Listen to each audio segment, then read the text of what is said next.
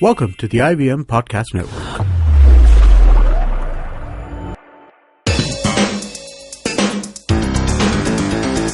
You're listening to TFG Football. And we are back again with another episode of football. And here we have a lot of things to talk about today. But, teeny meeny bits here and there. And mainly out of Calcutta. Yes, that's right. Both the teams, Mohun Bagan and East Bengal, have been a little busy over the past few days. And talking on the show about these points are, as usual, Kevin and Chiranjeet.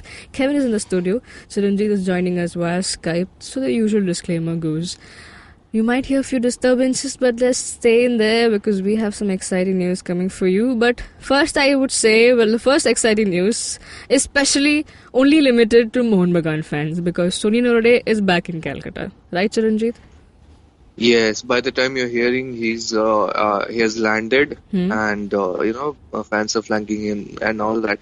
I think this solves a lot of problems, the winger problem, the attacking final third problem for Mohun Bagan, the drought problem in Tamil Nadu, the Israel-Palestine conflict. All of them are solved because Sony is here. Yeah. See, such a one-man thing. One man can do wonders, they say, and here you go. Sony Node can do that. What about his home country? Everything okay there? He's left everything and come completely. over here. The hunger crisis and everything, that also got solved. Yeah. In fact, very recently, the FIFA World 11 came out, and all the Mohun Bagan fans are going, why is Sony not there?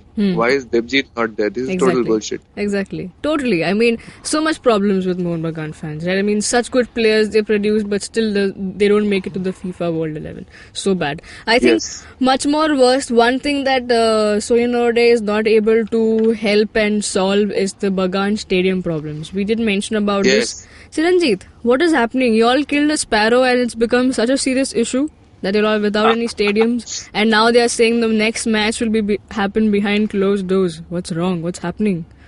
Is the sparrows, sparrow coming back haunting you all? Yeah, that sparrow is more deadly than Jack Sparrow. Yeah. And I'm telling you, this is so frustrating for everybody. So originally they wanted to play at Rabindra Sarovar, but they messed that up. Did not get the clearance in time, and now it's unlikely they will ever get a clearance. I mean, it's highly challenging to say the least. So they moved to Barasat, and now the situation has arisen that on Friday, the Chief Minister Mamata Banerjee will do a meeting or a festival or something, whatever she does, in Barasat. So if she's in Barasat, that takes 400 police personnel. Yeah. Okay, and doing a regular I-League game takes some 150 police personnel. So the police department over there are saying we can't do both. So we'll just give preference to the Chief Minister, obviously, and you guys play behind closed doors. No fans allowed. So then we cops also can, probably put more cops for Mamata Banerjee. Yes, obviously. They don't want to take the risk. Anyway, they treat football matches as a security threat. Last time Mohun Bagan... that's more of a threat than people going for Mamata Banerjee's event. Absolutely. And having them together makes like a perfect storm kind of a situation. Yeah, for the cops at least. Yeah, cops at least. I mean, last time Mohun Bagan and Mohammedan Sporting were playing there at Barasat in the Calcutta Football League. They said you can't have more than 4,000-5,000 people in the stadium. So, see, that's what cops at Barasat do. They're not as strong as the Kolkata Police Department. Okay, so Kolkata Police Department knows how to handle Salt Lake Stadium. So they're better with football. So Barasat is not. The cops are not that well trained. So they are already skeptical. And now because Salt Lake Stadium is unavailable, Rabindra Sarovar is unavailable, they have to play at Barasat, and the cops are not happy about it at all. Yeah. Nobody wants the football games to come to them. So Mohun Bagan is caught between the two, and this Friday's situation is pure dumb luck. This is Friday the 13th. Yeah. Bad luck has already started. Yeah. So that's what's happening with that. They are still trying to move the game to Rabindra Sarovar, but it's very unlikely. Okay, even the most optimistic people should not, get their hopes high. The hearing is tomorrow. They actually postponed it. It was supposed to happen today, but it's happening tomorrow. So if the division bench in the court says, okay, you can play, then the game immediately moves to Rabindra Sarovar. But if they don't, and there's not much chance that they will, it will stay at Barasat, and in that case, the fans will be deprived once again. Yeah, so make use of all your television screens and online portals and everything that provide you the live action, right? And we'll bring live updates. Yeah, of course. I mean, that's exactly what I said. Yeah. We do that. We always do that. And here's your chance the to politicians don't care about you. The environmentalists don't care about you, but we care about you, so we'll bring you live updates. Exactly. That's why we are here. And, well, the other team from Calcutta, East Bengal, are on a signing spree, and they've recently signed Robin Singh. Is he like... so this question, okay, the same thing I had asked last night when the news broke out to, off the show. And is he experimenting with teams at this point in time of his life, of his career? Or are the teams just tossing him around? What's happening? I think the second option is very much valid over here, because we've seen how Robin Singh, coming back from injury, performed for FC Goa. He did not get enough starts. 7 appearances all he got for FC Goa. And 1 goal in that. And out of that, you don't see a good performance so that you can make him ready for all the I-League teams. So it could be the delay that really shows us why he's not been picked up for so long. That no team really wanted to pick him as comfortably he was in his best form. So let's hope East Bengal is that turning point for his career, which is just going downwards in the last year. So hopefully he gets some playing time and does well for East Bengal, because they've got a strong side. And being on a good side really ups his chances to add up to the team's contribution. And I'm very hopeful that he's back on the strike with his fitness. Okay. Chiranjit, your thoughts on the signing? Well, I never thought I would say this, but Robin Singh's situation is much like Mohun Bagan's, He's searching for a home, just like Mohun Bagan. Exactly. So why don't you all should have come together and given each other home, right? Like Mohun Bagan signing Robin Singh and East Bengal should be more of a home to Robin Singh. He used to play for them, he spent 3 seasons there, and first he emerged in the I-League scene as a striker from East Bengal. The situation with him is that already, because of the merger coming out, most clubs are not interested in spending money right now. Okay. And Robin Singh is a superstar. Even though he was injured, he's not going to take a major wage cut just to play. Right? So he went to FC Goa and he was, he didn't really do well. That's what you expect. He was at his peak when he got injured during SAF Champions. I think he picked up the injury during ISL. But that's a very different story altogether. It was a culmination, and he scored in that game, and then he had to, he was out almost for a year, and he comes back in this ISL. He doesn't do well, and immediately everybody is skeptic. We don't want him to use us as gestation period, because it's a 4-month, 5-month season already shortened. So you cannot throw so much money at a superstar who's not at his peak. Right, so that created this situation where most I-League clubs were not ready to spend on him, and only 3 clubs right now, Bengaluru FC, East Bengal and Mohun Bagan, are able to put money because they think or they know, or whatever the case is, that they will be in ISL. Right, but look at Bengaluru FC, they have enough players. They have a deep squad, they have good strikers all over the place, younger strikers who are coming in with larger promise. And Mohun Bagan have spent enough already. They have Duffy, they've got Balwant, they've got JJ. You got Balwant and JJ in your team, you're not going to get Robin Singh into the squad. That's too much saturation. So East Bengal was the only place who could actually put up the money for him, and they needed a good striker up front. So that worked out well for both of them. And after a long time, he can feel like he's back home. I mean, I'm pretty sure he wanted to make Bengaluru FC his home. He loved that club. It seemed like he was very much into them. But then again, East Bengal, old club, he can pass it off as a homecoming and be excited about it and use this season to get back into form, because we might need him. We might need him come March, April when India plays in the Asian Cup qualifiers. Yeah. I mean, he is a veteran at the end of the day, and a senior player in the team, and always. Though a bit skeptical about his performance, you really can't talk about it. He's coming out of an injury. He's not got that much game time to judge him as if he's good enough or not. But at the end of the day, East Bengal is a good team to go to, and well, you never know if the luck favors both the sides, Robin Singh and East Bengal. You never know if he comes out with flying colours and, be the man for East Bengal.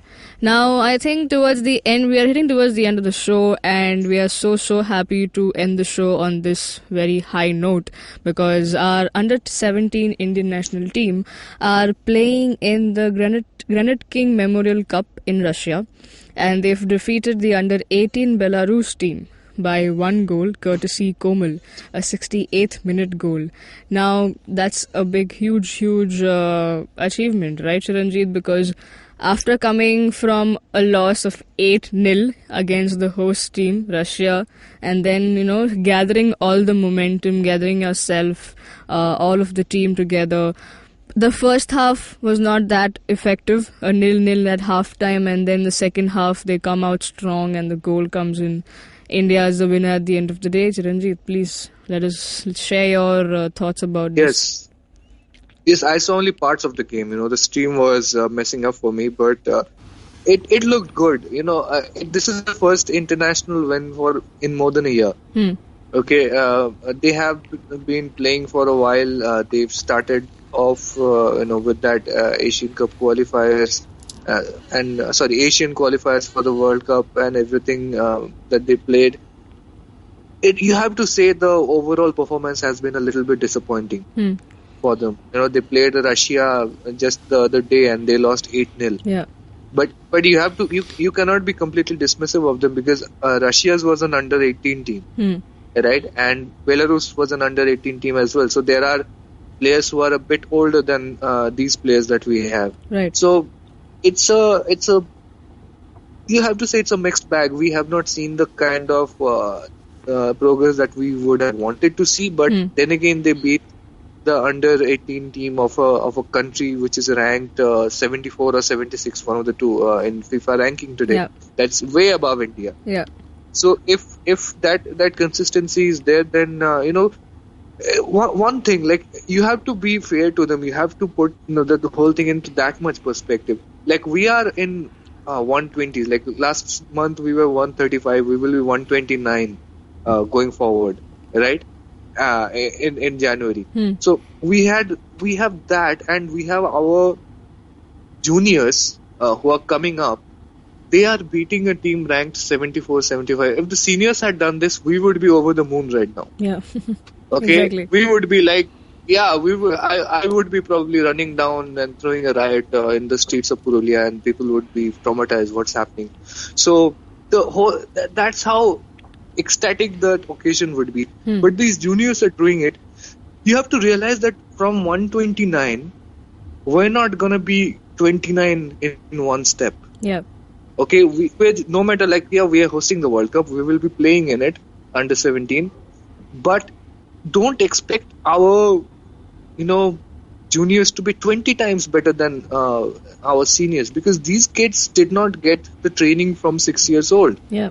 They got it. They have been together for the last couple of years, but most of them started when they were 12 or 13, and they are going up against teams which had teams scouted from the age of 4 and 5. Yeah. That technical gap, that huge starting gap, the grassroots gap, we can call it, I think, that is still there. Yeah. Okay, and that is still to be made up, and we will not make it up in the next generation. That's just the planned fact. Yeah.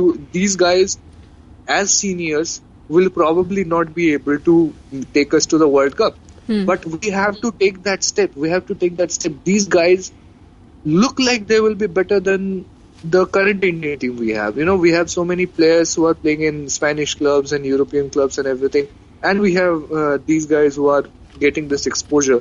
Going forward, they will be better players. And you cannot expect the moon overnight. So I will applaud them. I will ask our fans to applaud them and support them all the way. And don't expect too much from them. Please, these are humans. Absolutely. Okay, they get beaten by Russia. Okay, still support them because they can go and beat Belarus. They can go and beat the other teams. They can give tough competition to Saudi, which is still a progress, substantial progress. Yes. We got the new World Cups coming up with 48 teams. It's supposed to make things easier for us, but don't expect that to happen by 2026. Yep. It's just not feasible. It's a much longer It's just road. gone. The decision has just gone for voting, I guess. So all the other nations and everyone in it. It's unanimous. It's unanimous. So it's gonna happen, but it's a longer road. I think Kevin would agree. Yeah. Yeah, it is. The point that you put out, that we are a team that starts very late into football. We are not... Or any sport. But right now we're talking about how our country can be a better finisher in the World Cup that we are hosting. So that is the biggest gap that we have among the other playing nations. And that is one of the reasons that we've not been progressing as quickly as we were expecting. So correct steps have been taken, and losing out to Russia is really not that bad. Because they've been our stronger side and they've been playing much better football. And we take a lot of positives from the way India has played against this last team, Belarus, because we were the ones who actually created the chances in the first half, and in the second half we hit the crossbar first. Yeah. Okay, they did follow up with again a woodwork by Belarus, but a simple tap-in was made to look so easy by Koeman. Yeah. I think we have to give credit the way they've come in, taking that big hit from Russia. Yeah. And that's not easy to do because you already have that mental effect. You just lost 8-0, man. That's massive. Yeah. And considering that Belarus have drawn the first game, they played Latvia and it was a 2-2 draw. So it's a really not bad result to take home into the next game. Exactly. Totally. I mean, it's a good start to the year.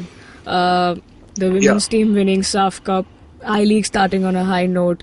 Still bits and tits here and there, tiny many things to look on in I-League, but that will come in time. And here the Indian under-17 team starting on a good note. Just like Chiranjit said, don't expect them to shine over the moon and night. I think we can take a lesson from here. The lesson is that the search for home is going to be long. Yeah. Okay, whether it is Mohun Bagan looking for a home ground, whether it is Robin Singh looking for a home club, or whether it's India looking for its home in the World Cup. Yeah. It's going to be a long road, and you've got to be prepared for that. Exactly. I mean, it gives us immense pleasure to talk about this because we are at the end of the day Indian football fans, and no matter what the result is, just like we said even last year when we 2016 that went by, we had championship happening here, and India did well. I mean, they lost, but hey, we scored against Brazil. That will go down in history, right?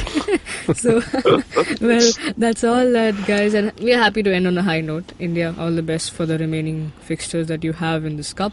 And that's all, folks, today. Hope you enjoyed the show. Let us know your thoughts. Anything else that you want to say, we are on Twitter. Let us know. Chiranjit is as Chiranjit Oja. Kevin is as I_R_Boza. I'm on Twitter as SujanMatthew94. Now you're listening to us on YouTube, so go ahead, click like, share, subscribe, hit on that bell icon, and so you get your daily dose updates. You don't miss out on any of the shows. And also, you can also listen to our podcast on Audio Boom, SoundCloud, iTunes, etc., and all other podcasting apps. So you have no excuse of not listening to us. Have a great day. You can also read extensive stories on Indian football on our website, The Fan Garage. Love and peace. Cheers.